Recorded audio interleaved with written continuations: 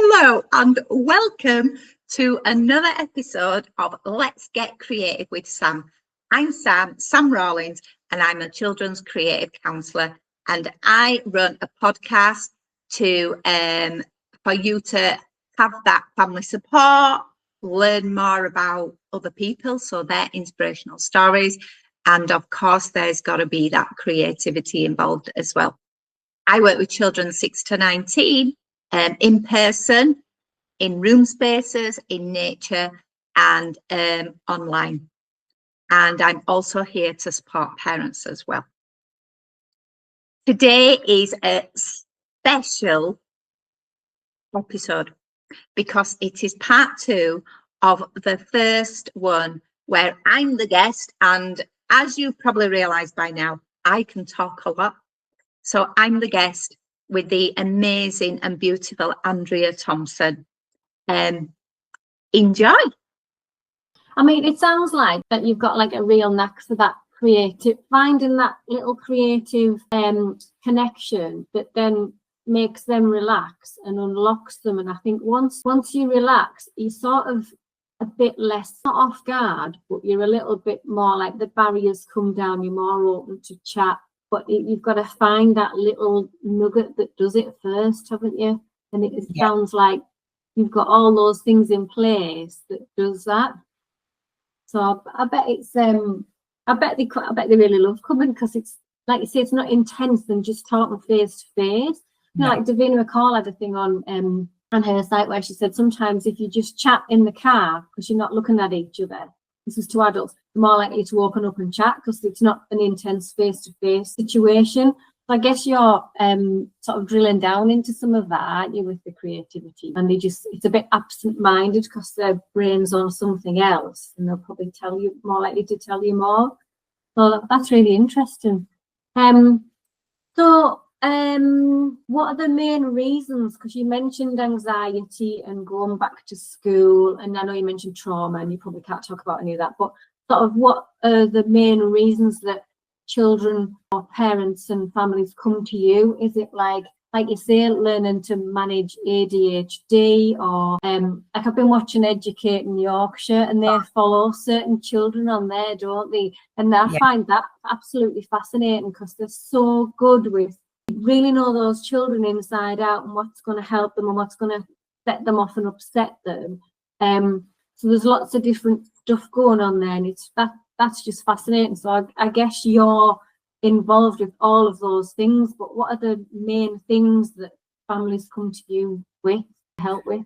There is a lot of trauma that could have been going on for years, might be something that's happened, an incident that's happened that's just created that masses of trauma. A lot of things about school, and we know so much about how difficult school is, and that for a lot of our children, and this is across the board, school is not the right place for them, but depending on family situations and things like that. So we get a lot of children don't want to go to school, and this is the younger ones as well, because they don't feel right, and there might be something else that's going on that the school is not recognised, or they're masking a lot. So that is a big one. Definitely school is a big one, but also family relationships as well. I've worked with clients because of their trauma. It's impacted the relationships a lot, particularly parents, and it's been a way of them understanding themselves and actually the parent as well, that, ways that they can support. So sometimes I get parents will say, can you give us some ideas so that we can work with our child so that our relationship is better as well? So I sometimes get that as well. Bereavement comes up a lot as well. Also, when I say about the anxiety, about the worry of being sick, the panic of that, it's been coming up quite a bit more. There's so many different ways that I work with young people, and I wouldn't really pin it on one particular way, to be fair. I've had loads of different kind of things, and if there's something that I'm not sure about, so I'll get an email, an inquiry, or a message, whatever, and they're asking for that particular support, and I'm not I know of it, but I've not worked with it. So I've got to make sure I feel comfortable. I'll either check with my supervisor. I also have I have several like who are like friends, like kind of they're other therapists as well. And there might be different approaches, but we support each other as well.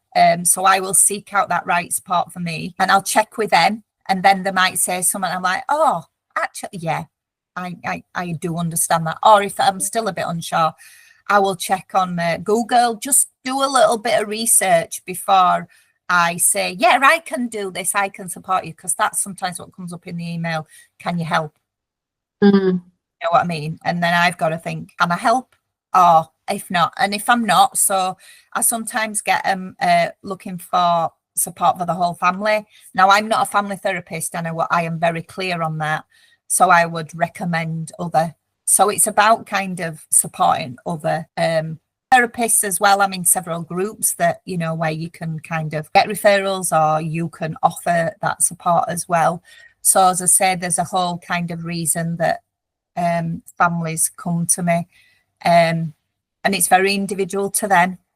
So I might have the same issue with two families, but it's still very different. And I always make sure that I treat every family different as well. And a lot of that comes back from when I worked in nurseries as well. So all those years, and for years I didn't even realize that skills were transferable.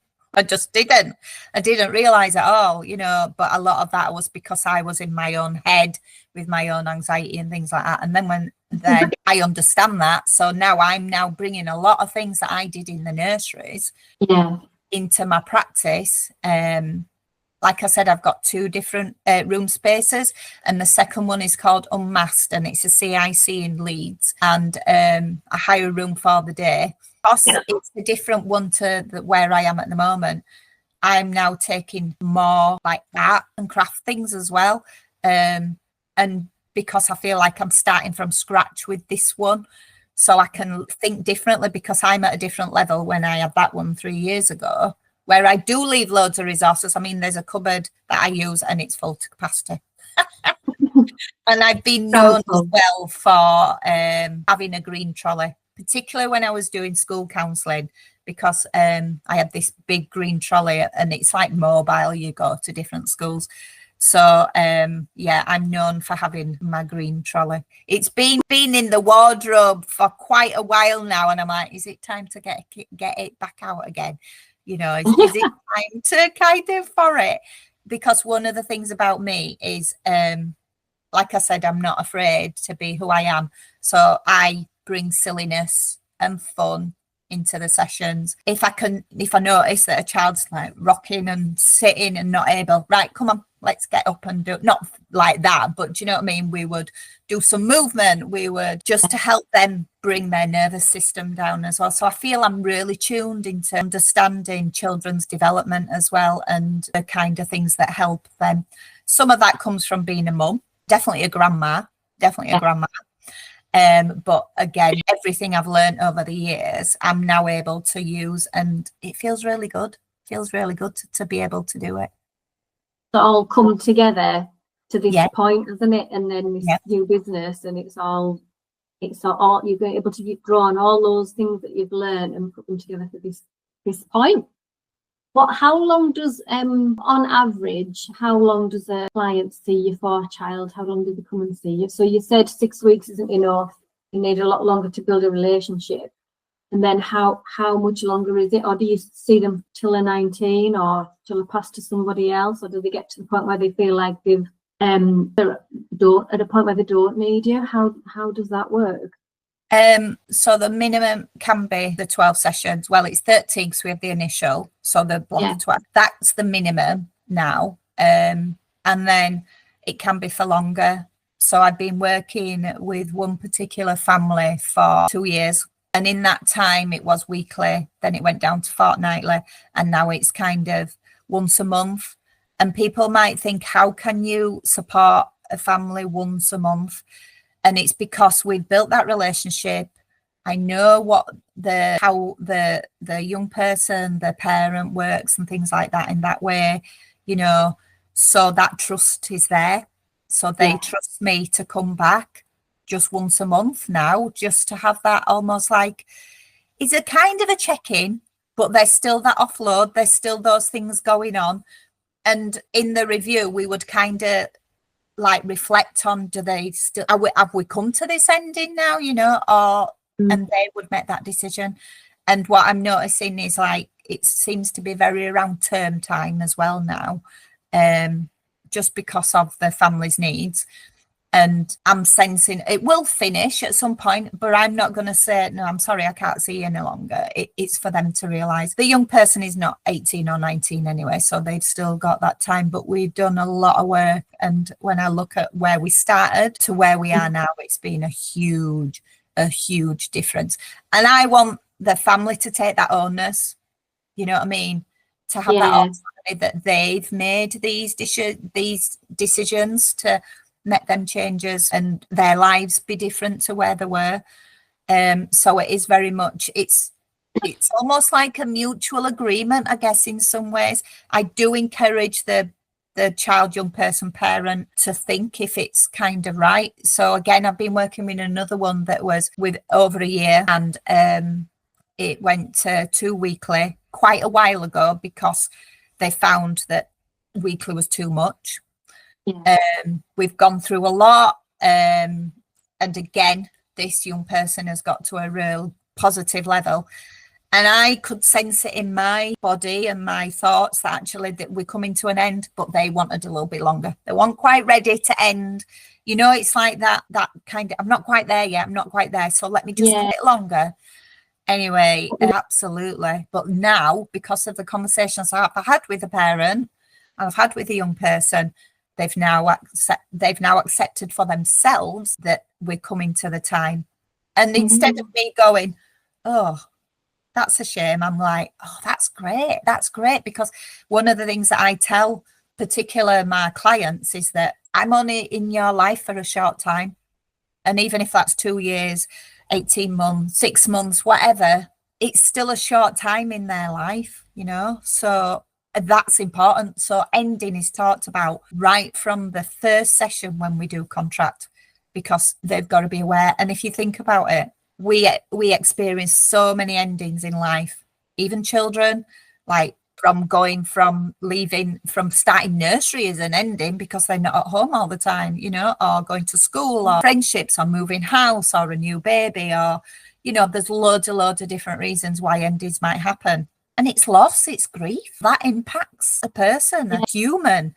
So then it's important for them to know that they're not going to work with me forever. And I've had some clients who've really not wanted to end and not wanted to end and not wanting to end. And it's having those conversations with a parent. And that's when I say the 3-way relationship, because the parent is so important in this as well. Like Nanny McPhee. I'm here when you, what doesn't she say? I'm here when you don't want me, but I go, I'm here when you need me, and I go when you want. I can't remember what it is. But she like gets all the family together, and they're all lovely, and it's all sort of settled down, and the children are love her to pieces. And then she has to go, doesn't she?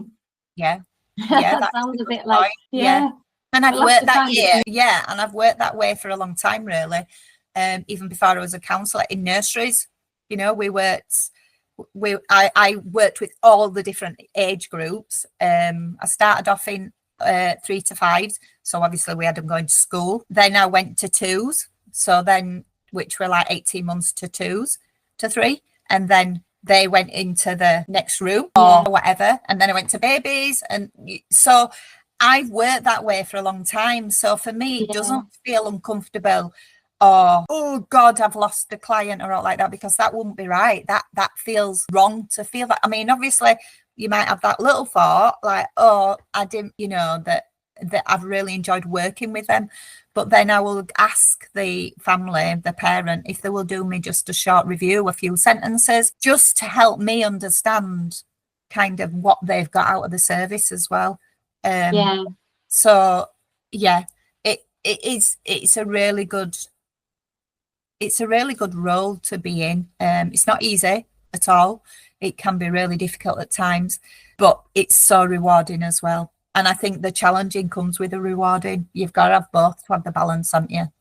Yeah. I think, well, I think you say, you start with somebody, but you are gearing up to prepare them to be able to be independent and cope with whatever's going on. So your whole meeting is preparing them to be self-sustained without you, isn't it? So it's kind of a bittersweet relationship really all the way through, because the further they're getting stronger and better and able to cope, you know you're going to lose them, but it's a happy thing because that's what you're geared to do. But I should imagine it is quite hard because you're building all these relationships with people and enjoying working with them, and then so when they come back to you, sometimes you've said to people who come back to you, do they come back to you because with the same problem and they've sort of something's triggered them and they can't manage it again, or is it a new problem or is it the same thing that's manifested itself in a different way? Why do they need to come back to you? So for some families, it's what initially had happened or what was going on for them. And there's something that's changed that's made that come back up in their face, and they were like, support last time, and it might only be for a smaller amount. So if they come back to me, I'm not necessarily saying that you have to have the 12-week block. With that discussion, and kind of find out what their needs are this time. And if 6 weeks is enough, 6 weeks is enough, because we've already built that relationship. And what I find is when I'm working with that child or young person again, it's almost like they're so like resilient in some ways that they're able to come back and continue where they left off, even if it's over a year ago. And that for me is pretty, when I see that and feel that, that's pretty incredible, that they're like, okay, so I know that they need this support and we're going to work on that anxiety, whatever's going on. However, to be able to come back in a room and do that after it's over a year since you were here, it is amazing. And when I think about it, I said I've gone to like bank staff and things, like casual work. And I've gone back to a school that I worked in the same job for the first 2 years. And then I had a year where I went to a different school. And going back there was really exciting.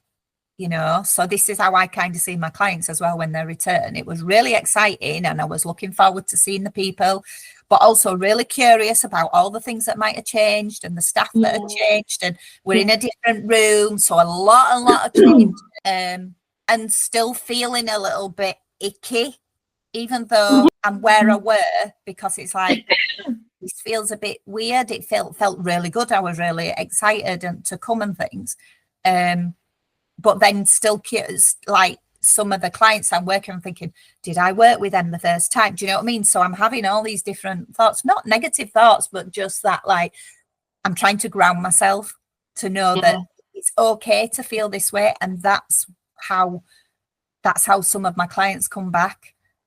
Some of them, as I said, they're like straight in, and then other ones, they're like, what am I doing here?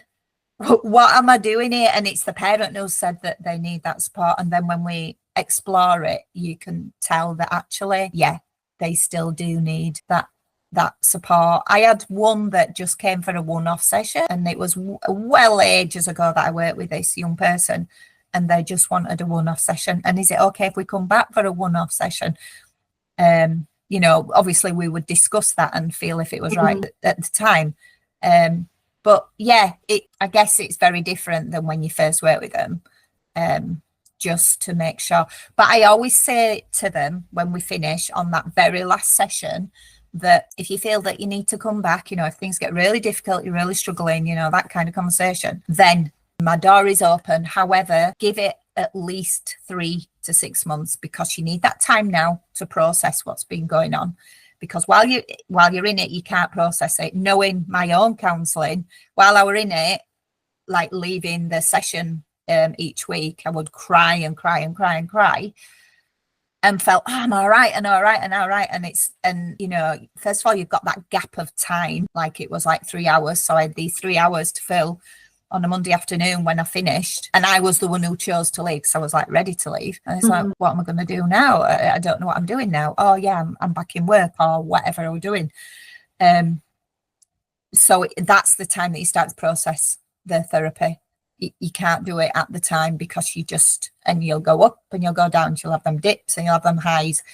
And again, when you start processing, it's the same kind of thing as well. And I can vouch for that with my own experience, so I think that's what makes me really able to understand what some of these families might be going through as well, in the empathic way, because of my own experience. Yeah, I didn't think about that, about it sort of resonating with them and things coming to light afterwards. But I guess if they come back to you, like you say, it must be, you're sort of going from not a running start, but you've already got that relationship. They feel safe. They know what you're about, how you work, what they get out of being with you. Whereas the first time, they might feel a bit reluctant or a little bit of animosity. And like you say, you've got more hard work to do to get them to open up, haven't you? Well, the second time round, they've already done all that, covered that ground, and it's just straight into it. Yeah. So I guess it's almost a relief to some of them to come back and know that they're going to get what they need, the support they need. Yeah, definitely. So what's the biggest change that you see in the families and the children that you love seeing? When they walk out of the room smiling, and when they're talking to their parent, or they're laughing, or they're smiling with their parent, those are the moments, those are the glimmers for me, just to see that, because then you know that they're feeling more positive about themselves, and those relationships are, because that's what counselling is about, is relationships, it's building them relationships, whatever those issues are that they come with, that it's always surrounded around relationships, so for me that's where it's about, and as I said, I am observant. I do notice it, especially facial expressions, body language. So that's the first thing that I see when they're having this little chat with a parent, or they're smiling, or they're giggling. That, for me, that is the biggest change. It's not about the parent saying to me, and I might get comments from the parent as well, or sometimes they'll say, oh, they really love coming. And you can see, oh, yeah, we've noticed that change. And that might be only 3 or 4 weeks. So it's hearing from them, or noticing from them, they're the changes for me. And when I get clients in the room that smile as well, it isn't about that huge communication. It's just about noticing and recognizing that small little change in them. Even though it's a small change, it's still a big change. Yeah. Oh.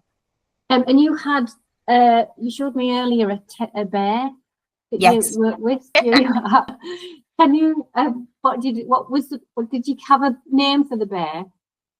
No. So sometimes I do take a lot of toys. I have when I say toys, soft toys. So I have puppets, different ones, and we use those puppets within the play. Sometimes it's about they feeling safe, that comfortable space, just having that puppet there. Consistency, that they're going to be there every week, and then they're able to put that toy down. I have some clients who have emotional support animals, I think that's what they're called, and they are a bit like this in some ways, and they'll bring them to every session, but once they're in and they feel settled, they'll put them down. So I have them as well. I have one called Froggy, and I've not got him today because he's at the room.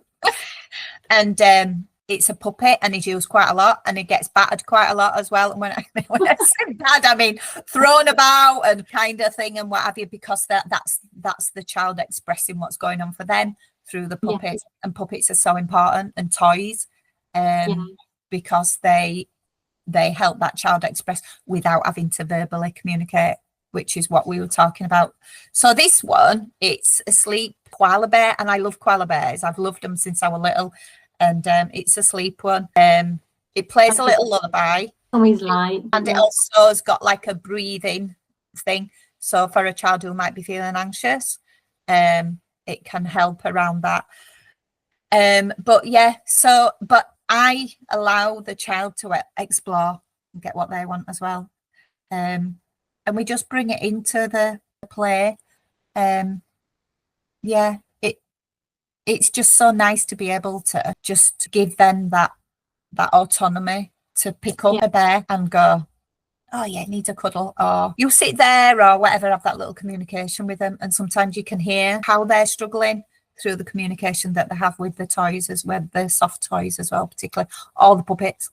But a big thing that they do is, depending what's going on for them at the time, and this is about their engagement, is they want me to join in.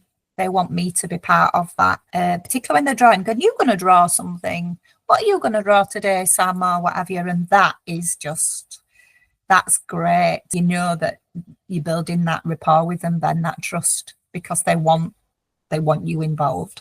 Yeah, they're sharing time with you, aren't they, and sharing an activity with you. So I guess they're accepting you into what they're doing, which is like that big signal to you that you're getting somewhere. Yeah, definitely. So yeah, definitely. So yeah, I'd loved talking to you this morning. I thought I was going to be really nervous, Andrea. I thought, oh gosh, because I didn't have the control, and that comes up a lot with like working with my clients and things in counselling, about not having control and how it impacts their anxiety. But to be fair, I've really enjoyed it. So thank you for that. I guess there was a little bit of control there because I just had to say that a little bit. But yeah, that's really fab. That's really good. I've enjoyed it too. It's nice hearing all the little like facets to what you do, because it's not just one thing, is it? There's lots of things all connected, and like you say, relationships and things from people's past. It's really a fascinating job. Not really a job, is it? It's a life. No. Yeah, it is. Yeah, because you do take it home, however much you try not to, you do, and that's what the support's about. That's where I reach out for my support, through my supervisor, through my counselling friends, you know, people who want, through my business friends, through my coach, those people who understand and get what I'm doing as well. And that's the biggest thing for children and young people, to feel that they've been got, because a lot of the times it doesn't happen, and that's when they pull away, and that's when the things get difficult for them. So yeah, I really, honestly, I'm so grateful. I just feel that every day is different, and I just love it. I just love it. It just lights me up, and everything just kind of connects to what I do within my life as well. And I've recently been going to Amdram classes, so again, something for me. I love it. We do shows, and then I'm also part of a Power of 3 event. We run like well-being for women who might just need that tiredness, exhaustion, and I do the creative stuff in that. I'm the creative gal in that, and the social media sometimes, and the creative stuff, and yeah, it just feels so good. So I want to finish on just asking just a little bit about you, just because you've been sat here all this time asking me loads of questions, and I think it's my turn to step in, just briefly ask a little bit about you, or maybe you'd be interested in coming back and me interviewing you. Yes, I will do, but I can tell you a little bit about me now. So I'm a freelance copywriter, which means anything for your business in the written word, it is something that I would pick up and do. So I could give you your business a personality and a voice. So whether it's writing websites or brochures or your social media, do annual report, things like that. I'm even trained with easy read documents. So, you know, when you make them for people with learning difficulties, to help with the government, I work with a lady. It's her company that does that, and I work with her to boost her team, really. But yeah, anything that's written. So my background's in advertising. I've written TV and radio. So it's really varied. So I do have to interview people quite a bit to get all the information out of them about their business and how they're feeling, and like get a feel for the personality, and like you're saying, the energy. Is it like a calm, reassuring business? Is it something that's full of energy and needs like drive and is dynamic? And they're all different. So you just get a good feel for everything and how they like to present their business through talking to them and chatting. So yeah, so that's me. I've got websites and I'm on social media. So I'm on andreathompsoncopy.co.uk. But if you Google Andrea Thompson, I'll come up on LinkedIn. And I think there's an American actor who comes up before me. She's obviously got a much bigger presence. But yeah, just have a little look, and I can maybe help some other businesses. Fabulous. Thank you so much, Andrea. It's been a real pleasure to be interviewed by you, and yeah, I'm sure we will arrange one where it's the which. Okay, yeah. So thank you everybody for listening or watching today. As I say, it's been a lot of fun being able to kind of not be in the driving seat, which can be a little bit uncomfortable sometimes, but I've enjoyed it. I've loved it. You can find this episode and all my other ones on Spotify and YouTube. And yep, I will be back soon with a brand new episode. See you for now. Bye.